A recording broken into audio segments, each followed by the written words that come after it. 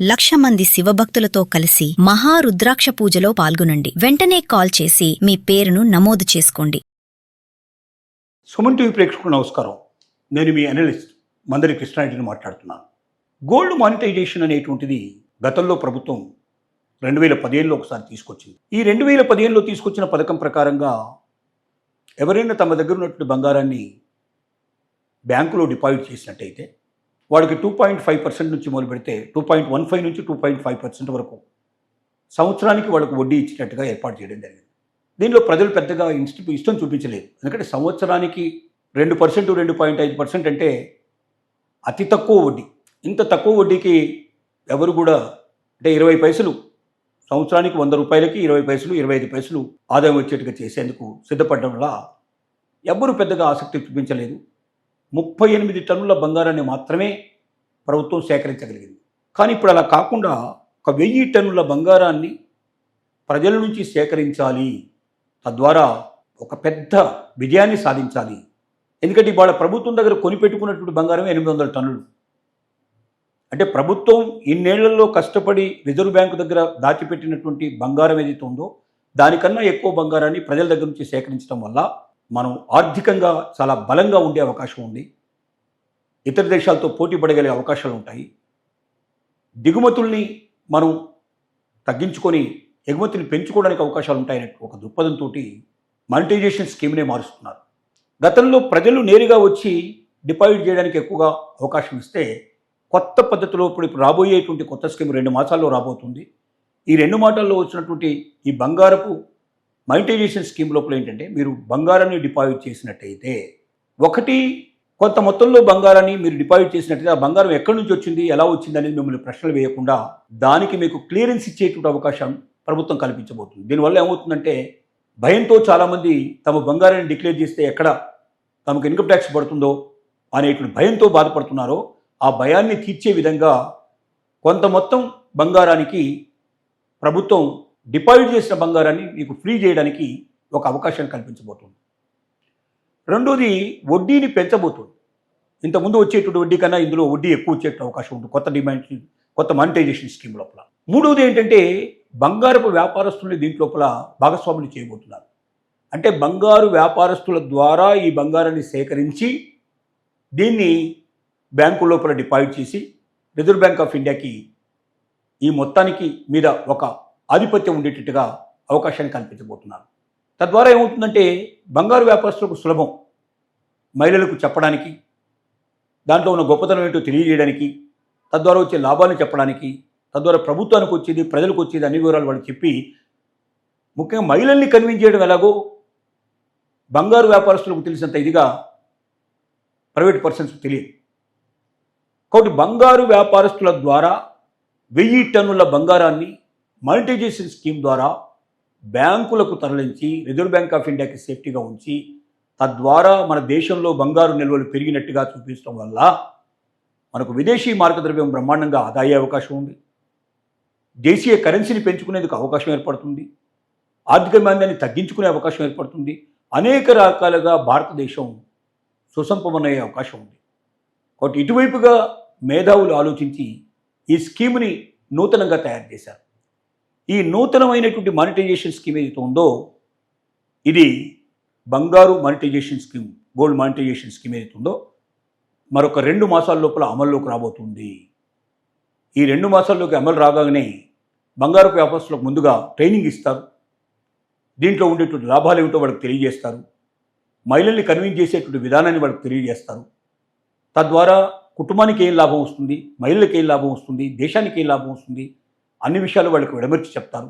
అలాగే దేవాలయాల్లో ఉండేటువంటి బంగారాలు లేక ఇంకా ఏదైనా సంపత్తి రూపంలో ఉండేటువంటి బంగారాలు, రకరకాల బంగారాలని కూడా ఈ మానిటైజేషన్ స్కీమ్ కింద తీసుకొచ్చి వృధాగా ఇంట్లో లేకపోతే దేవాలయాల్లో మూలుగుతున్నటువంటి బంగారాన్ని ప్రభుత్వానికి ఉపయోగపడేటట్టుగా చేస్తూ తద్వారా ప్రజలకు ఉపయోగపడేటట్టుగా చేస్తూ దేశ సంపత్తిని పెంచేటట్టుగా, దేశ ఆర్థిక అవసరాలు తీరేటట్టుగా దేశం లోపల మరి అనేక రకాల ఉపయోగాలు దీనివల్ల జరిగేటట్టుగా చేయాలనే కోరికతో కొత్త మానిటైజేషన్ స్కీమ్ను ప్రభుత్వం తీసుకొస్తుంది.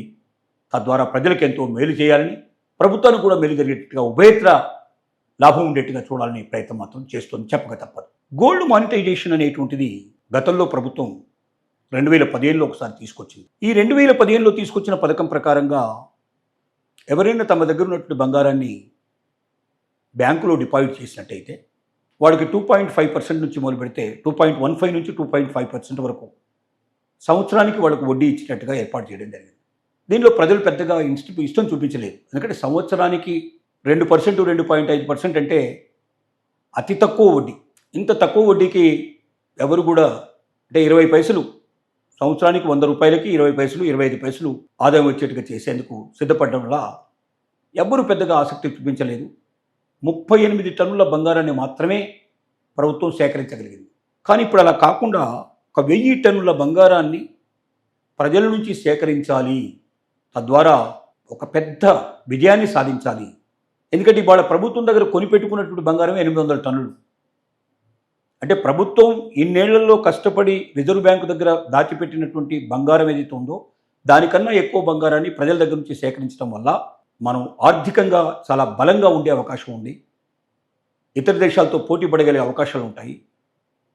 దిగుమతుల్ని మనం తగ్గించుకొని ఎగుమతిని పెంచుకోవడానికి అవకాశాలు ఉంటాయనే ఒక దృక్పథంతో మానిటైజేషన్ స్కీమ్నే మారుస్తున్నారు.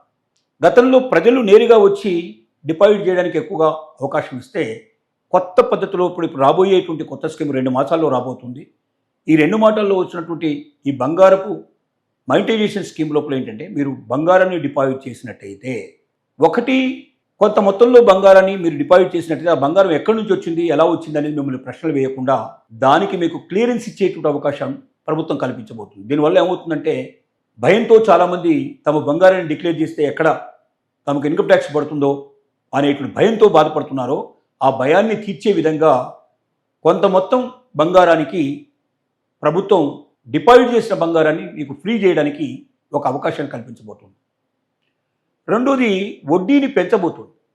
ఇంతకుముందు వచ్చేటువంటి వడ్డీ కన్నా ఇందులో వడ్డీ ఎక్కువ వచ్చే అవకాశం ఉంటుంది కొత్త మానిటైజేషన్ స్కీమ్ లోపల.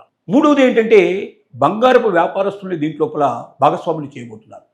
అంటే బంగారు వ్యాపారస్తుల ద్వారా ఈ బంగారాన్ని సేకరించి దీన్ని బ్యాంకు లోపల డిపాజిట్ చేసి రిజర్వ్ బ్యాంక్ ఆఫ్ ఇండియాకి ఈ మొత్తానికి మీద ఒక ఆధిపత్యం ఉండేటట్టుగా అవకాశాన్ని కల్పించబోతున్నారు.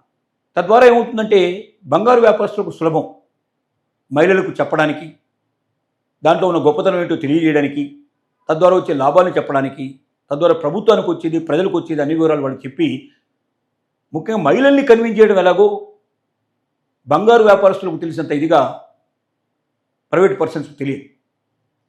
కాబట్టి బంగారు వ్యాపారస్తుల ద్వారా 1000 టన్నుల బంగారాన్ని మానిటైజేషన్ స్కీమ్ ద్వారా బ్యాంకులకు తరలించి రిజర్వ్ బ్యాంక్ ఆఫ్ ఇండియాకి సేఫ్టీగా ఉంచి తద్వారా మన దేశంలో బంగారు నిల్వలు పెరిగినట్టుగా చూపించడం వల్ల మనకు విదేశీ మార్గద్రవ్యం బ్రహ్మాండంగా ఆదా అయ్యే అవకాశం ఉంది.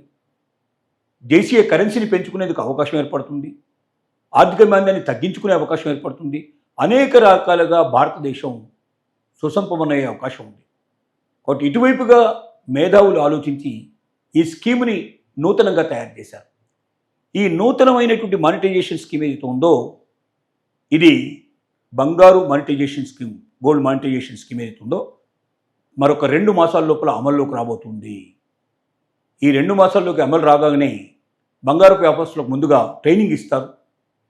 దీంట్లో ఉండేటువంటి లాభాలు ఏమిటో వాళ్ళకి తెలియజేస్తారు. మహిళల్ని కన్విన్స్ చేసేటువంటి విధానాన్ని వాళ్ళకి తెలియజేస్తారు. తద్వారా కుటుంబానికి ఏం లాభం వస్తుంది, మహిళలకు ఏం లాభం వస్తుంది, దేశానికి ఏం లాభం వస్తుంది, అన్ని విషయాలు వాళ్ళకి విడమర్చి చెప్తారు.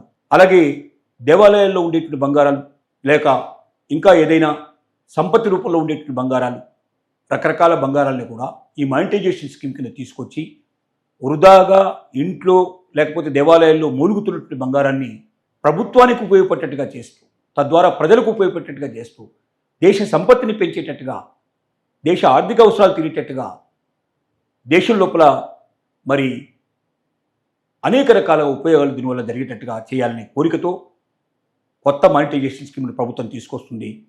తద్వారా ప్రజలకు ఎంతో మేలు చేయాలని, ప్రభుత్వానికి కూడా మేలు జరిగేటట్టుగా ఉభయత్ర లాభం ఉండేట్టుగా చూడాలనే ప్రయత్నం మాత్రం చేస్తుంది, చెప్పక తప్పదు.